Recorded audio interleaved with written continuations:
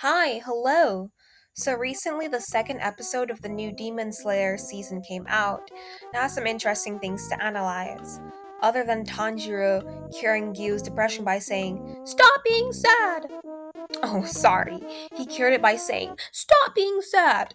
Wait, this reminds me of something. サビト Stop being sad! No, I'm talking about the final selection and how it makes no fucking sense. So, if you need a reminder, the final selection is a test that prospective demon slayers need to pass in order to become a member of the Corps. They are placed into a forest surrounded by wisteria with dozens of low level demons, and if they survive 7 days and nights, they can kill demons officially. Now, if you're a professional complainer like I am, you notice one key thing. This test is way too fucking hard. But Emma, being a demon slayer is a high risk job. Of course, the test is inherently hard. But nothing.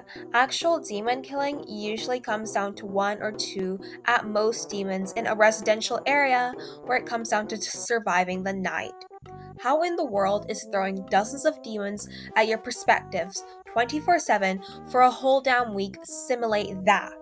It doesn't. Like it objectively doesn't. And if Tanjiro's year is anything to go by, on average, 75% of their testes are slaughtered meaninglessly.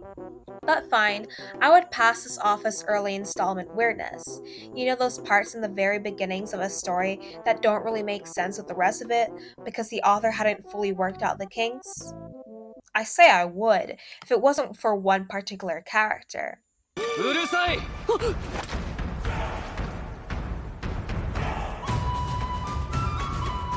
男がわめくな見苦しい弱い未熟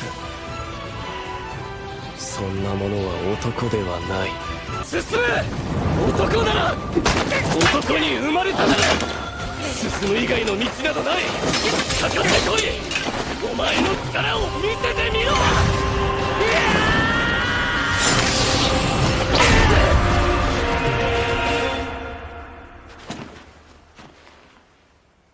So Sabito takes the whole kill demons to save people very seriously. He kills all the demons in the final selection except for one, the hand demon, which kills him. Then everyone else passes that year. Now, Sabito exposes two major flaws in this examination. The first being that you don't have to kill any demons to pass, you just have to survive. This is terrible because, what's the point in letting someone become a demon slayer if they can't even lift their blade against a demon? You could legit just stay at the edge of the forest where the wisteria is, hide, and then pass that way. And this is an even bigger issue given that this seems to be the way most slayers pass, other than in Tanjiro's year.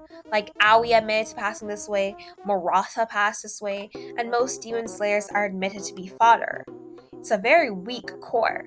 Cowards who run away are encouraged, and people who actually try, like Sabito, are punished.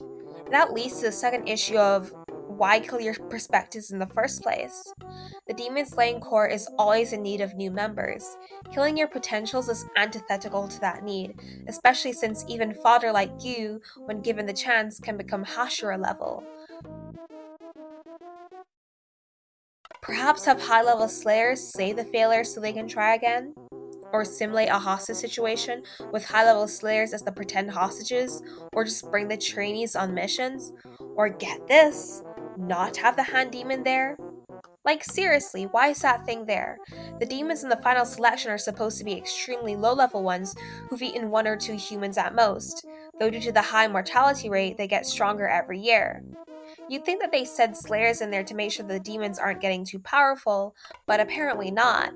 This guy can eat 50 or however much of Rokodaki's kids and just get away with it.